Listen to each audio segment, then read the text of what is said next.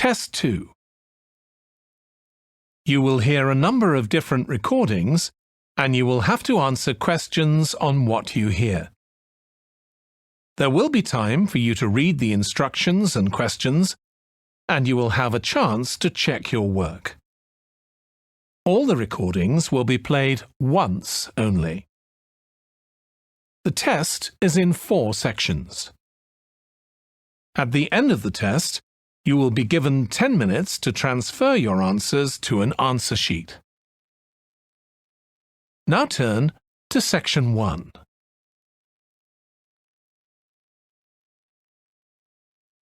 Section 1. You will hear a woman phoning the secretary of a cycling club to find out about becoming a member. First, you have some time to look at questions 1 to 6.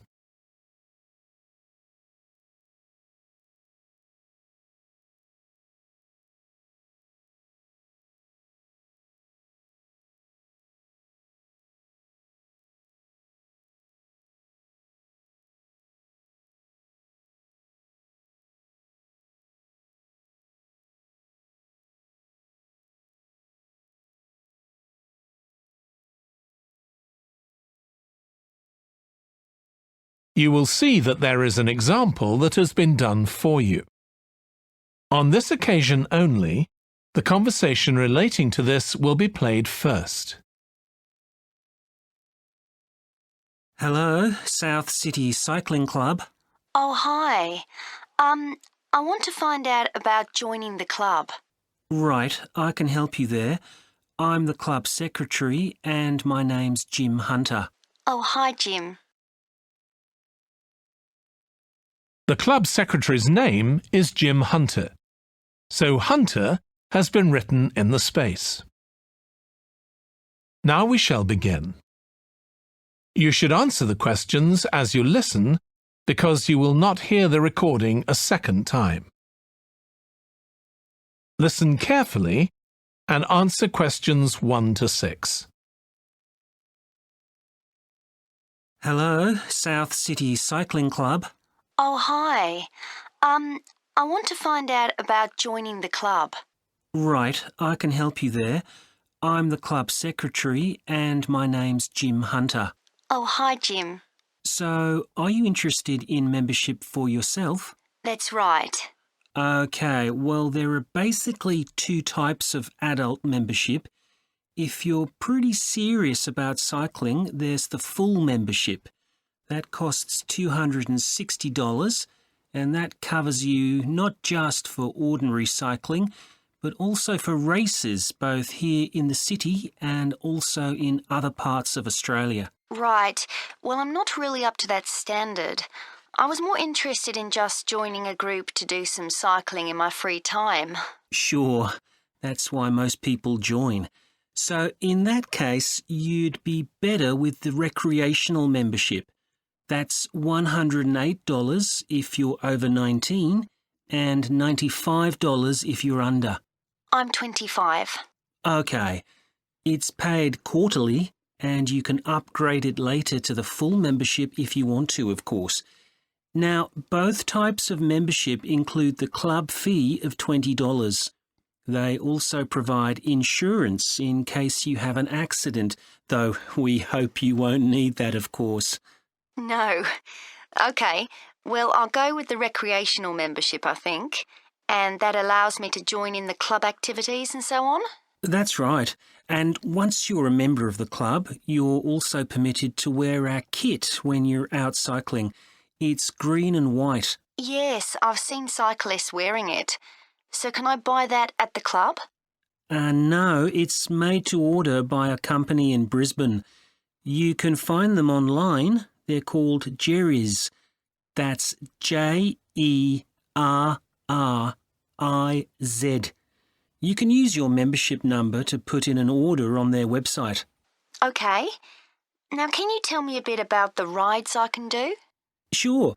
So we have training rides pretty well every morning, and they're a really good way of improving your cycling skills as well as your general level of fitness.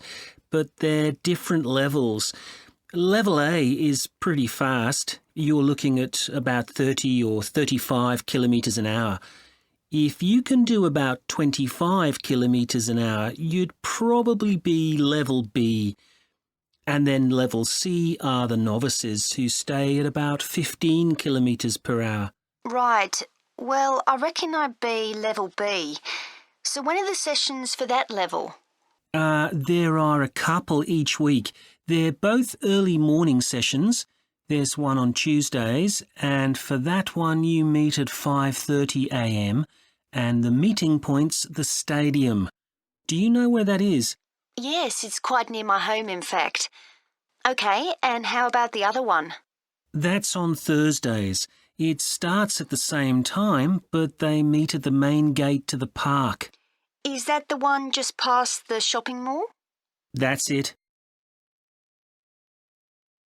Before you hear the rest of the conversation, you have some time to look at questions 7 to 10.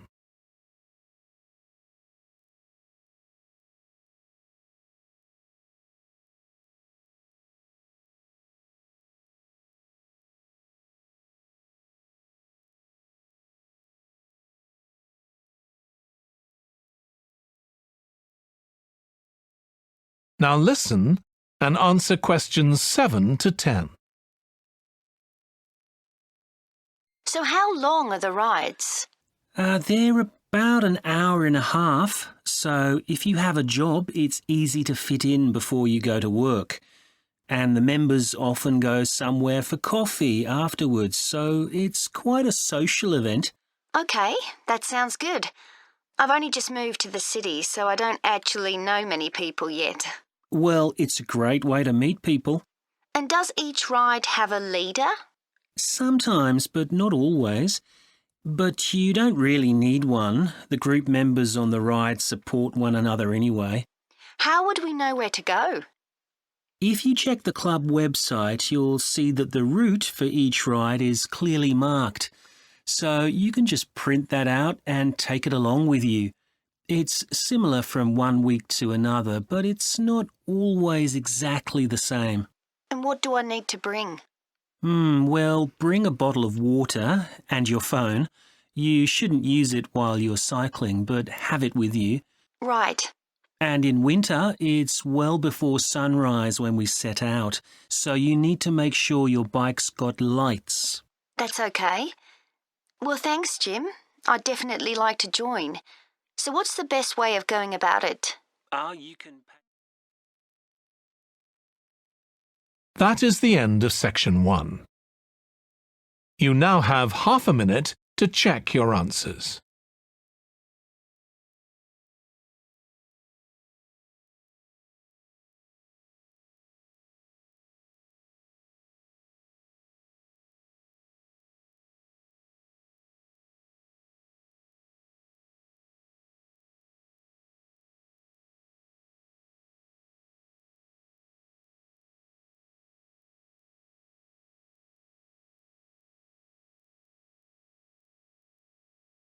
Now turn to section 2. Section 2. You will hear a manager in a company talking to employees about volunteering for charity work. First, you have some time to look at questions 11 to 16.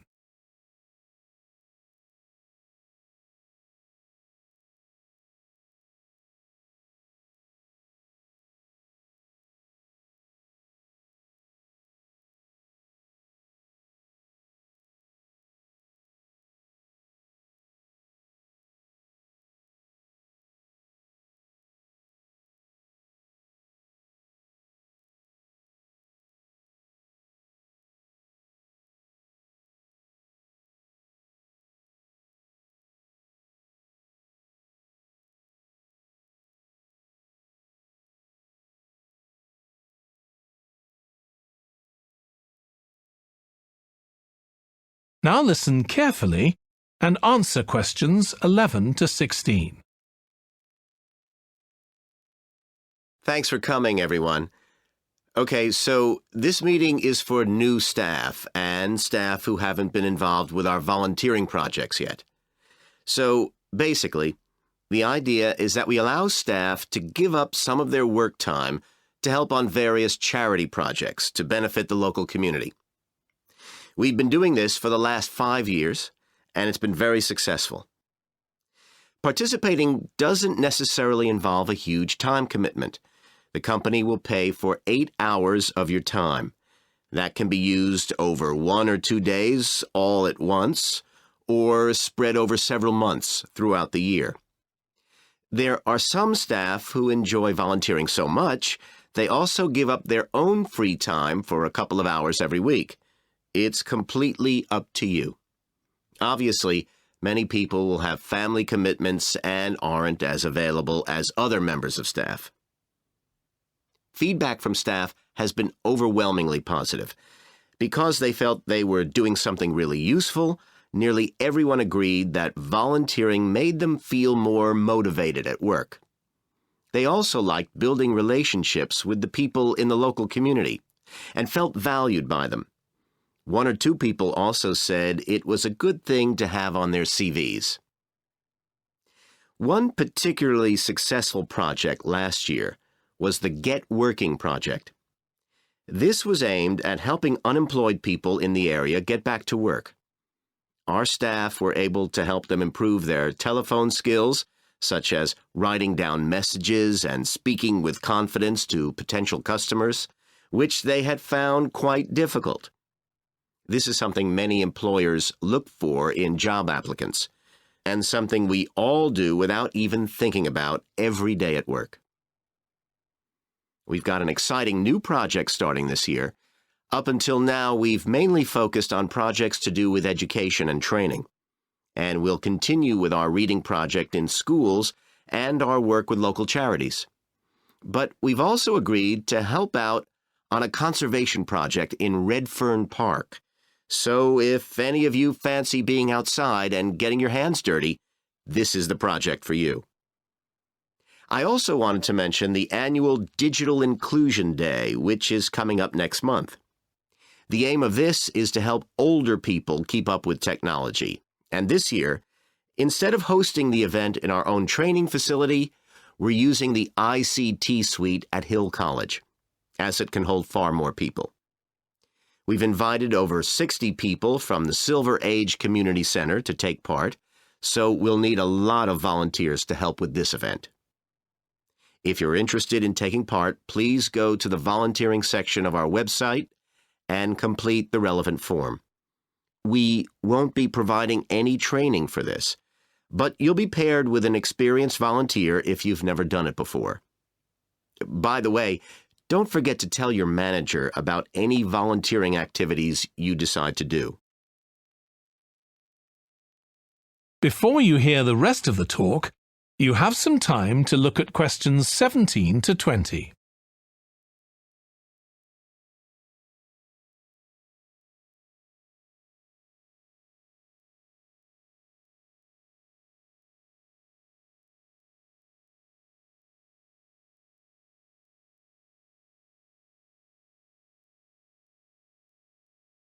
Now listen and answer questions 17 to 20.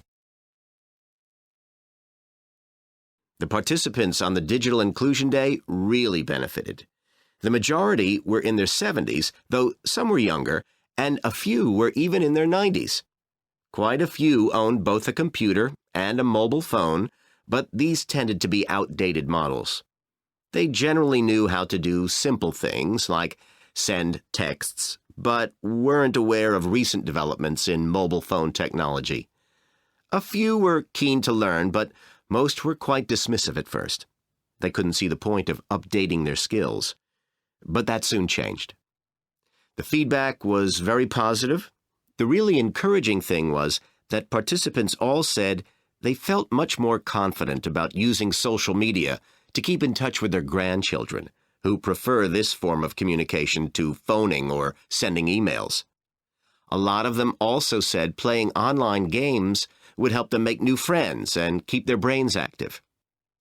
They weren't that impressed with being able to order their groceries online, as they liked going out to the shops, but some said it would come in handy if they were ill or the weather was really bad. One thing they asked about was using tablets for things like reading newspapers. Some people had been given tablets as presents, but had never used them. So that's something we'll make sure we include this time.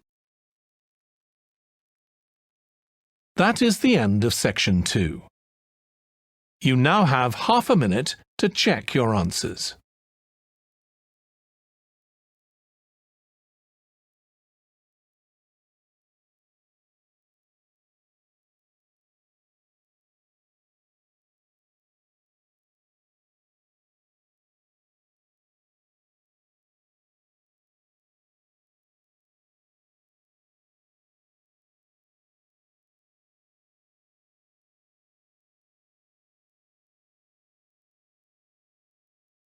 Now turn to Section 3. Section 3.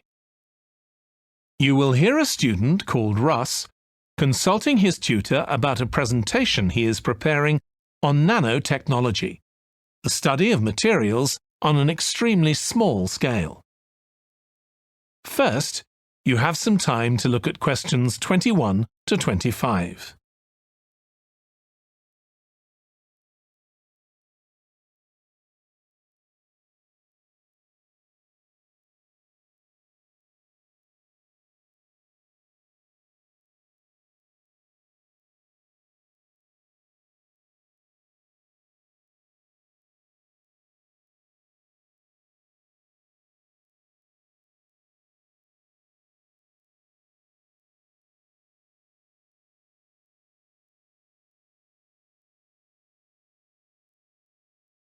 Now listen carefully and answer questions 21 to 25. Come in, Russ. Thank you. Now, you wanted to consult me about your class presentation on nanotechnology. You were due to give it next week, aren't you? That's right, and I'm really struggling. I chose the topic because I didn't know much about it and wanted to learn more, but now I've read so much about it, in a way there's too much to say. I could talk for much longer than the 20 minutes I've been allocated. Should I assume the other students don't know much and give them a kind of general introduction, or should I try and make them share my fascination with a particular aspect? You could do either, but you'll need to have it clear in your own mind. Then I think I'll give an overview. OK. Now, one way of approaching this is to work through developments in chronological order. Uh-huh. On the other hand, you could talk about the numerous ways that nanotechnology is being applied. You mean things like thin films on camera displays to make them water repellent and additives to make motorcycle helmets stronger and lighter? Exactly. Or another way would be to focus on its impact in one particular area, say medicine or space exploration. That would make it easier to focus. Perhaps I should do that. I think that would be a good idea. Right. How important is it to include slides in the presentation? They aren't essential by any means, and there's a danger of tailoring what you say to fit whatever slides you can find.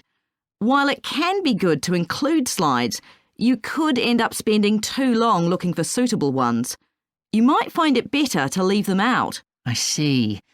Another thing I was wondering about was how to start. I know presentations often begin with, first I'm going to talk about this, and then I'll talk about that. But I thought about asking the audience what they know about nanotechnology.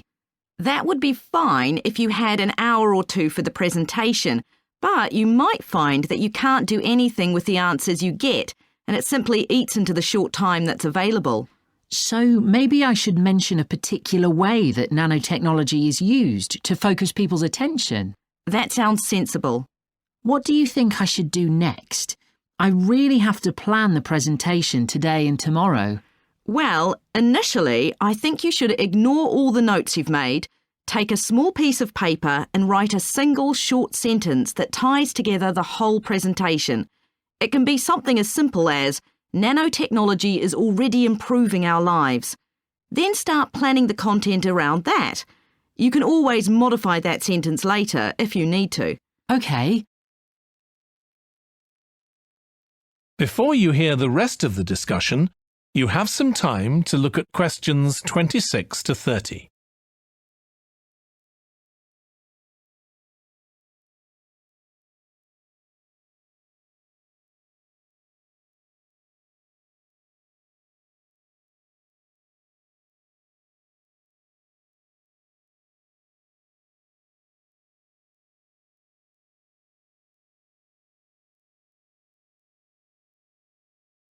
Now listen and answer questions 26 to 30. OK, now let's think about actually giving the presentation. You've only given one before, if I remember correctly, about an experiment you'd been involved in. That's right. It was pretty rubbish. Let's say it was better in some respects than in others. With regard to the structure, I felt that you ended rather abruptly, without rounding it off. Be careful not to do that in next week's presentation. OK. And you made very little eye contact with the audience because you were looking down at your notes most of the time. You need to be looking at the audience and only occasionally glancing at your notes. Your body language was a little odd. Every time you showed a slide, you turned your back on the audience so you could look at it. You should have been looking at your laptop. And you kept scratching your head, so I found myself wondering when you were next going to do that, instead of listening to what you were saying. Oh dear. What did you think of the language? I knew that not everyone was familiar with the subject, so I tried to make it as simple as I could. Yes, that came across. You used a few words that are specific to the field, but you always explained what they meant, so the audience wouldn't have had any difficulty understanding. I must say, the handouts you prepared were well thought out. They were a good summary of your presentation, which people would have been able to refer to later on, so well done on that. Thank you. Well, I hope that helps you with next week's presentation. Yes, it will. Thanks a lot. I'll look forward to seeing a big improvement then. That is the end of section 3. You now have half a minute to check your answers.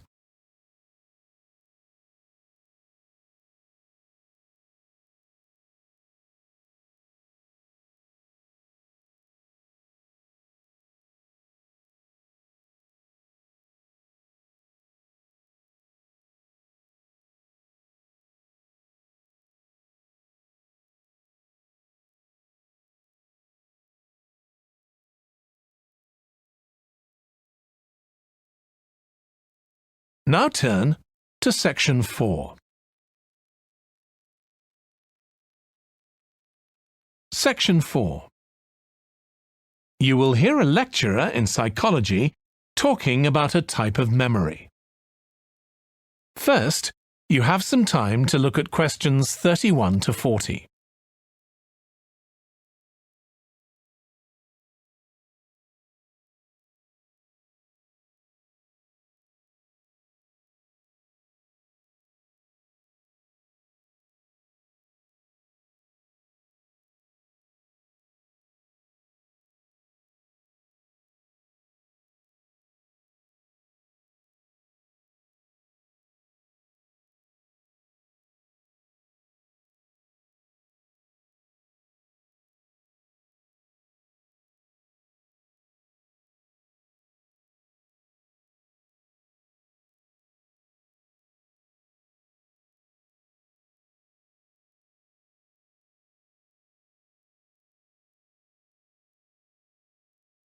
Now listen carefully and answer questions 31 to 40.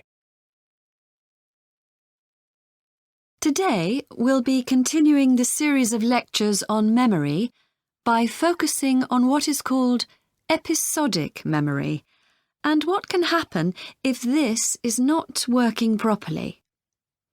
Episodic memory refers to the memory of an event or episode. Episodic memories allow us to mentally travel back in time to an event from the past. Episodic memories include various details about these events. For example, when an event happened and other information such as the location. To help understand this concept, try to remember the last time you ate dinner at a restaurant. The ability to remember where you ate, who you were with, and the items you ordered are all features of an episodic memory.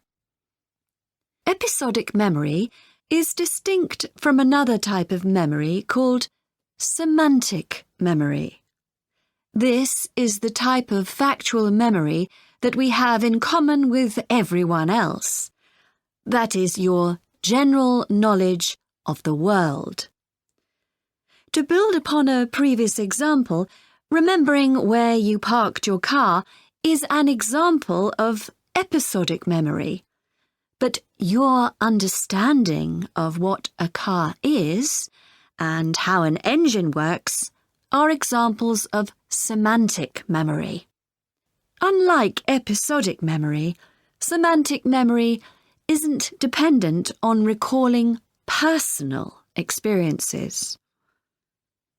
Episodic memory can be thought of as a process with several different steps of memory processing, encoding, consolidation, and retrieval. The initial step is called encoding. This involves the process of receiving and registering information which is necessary for creating memories of information or events that you experience. The degree to which you can successfully encode information depends on the level of attention you give to an event while it's actually happening. Being distracted can make effective encoding very difficult. Encoding of episodic memories is also influenced by how you process the event. For example, if you were introduced to someone called Charlie, you might make the connection that your uncle has the same name. Future recollection of Charlie's name is much easier if you have a strategy to help you encode it. Memory consolidation, the next step in forming an episodic memory, is the process by which memories of encoded information are strengthened, stabilized, and stored to facilitate later retrieval. Consolidation is most effective when the information being stored can be linked to an existing network of information. Consolidation makes it possible for you to store memories for later retrieval indefinitely. Forming strong memories depends on the frequency with which you try to retrieve them. Memories can fade or become harder to retrieve if they aren't used very often. The last step in forming episodic memories is called retrieval, which is the conscious recollection of encoded information. Retrieving information from episodic memory depends upon semantic, olfactory, auditory, and visual factors. These help episodic memory retrieval by acting as a prompt. For example, when recalling where you parked your car, you may use the colour of a sign close to where you parked. You actually have to mentally travel back to the moment you parked.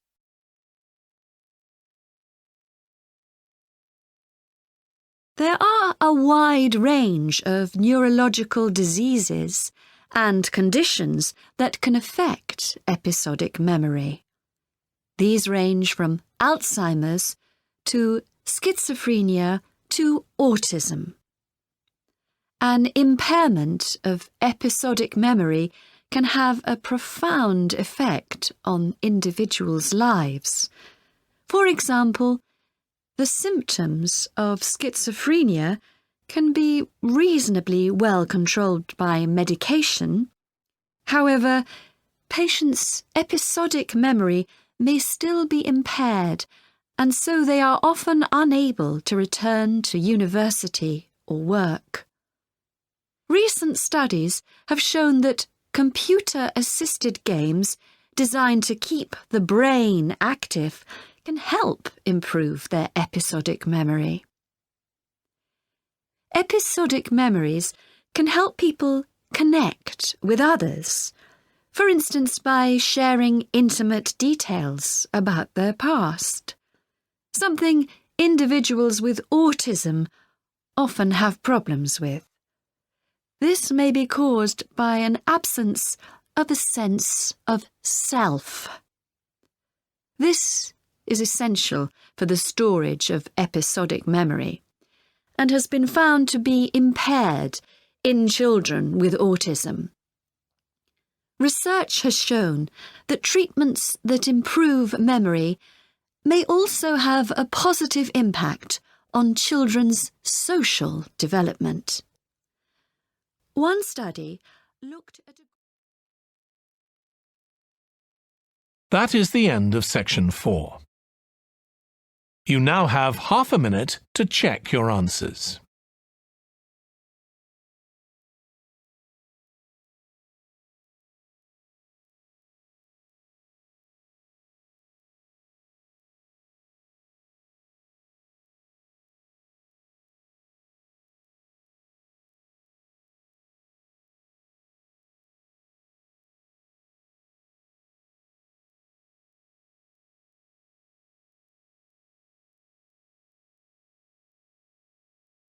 That is the end of the listening test.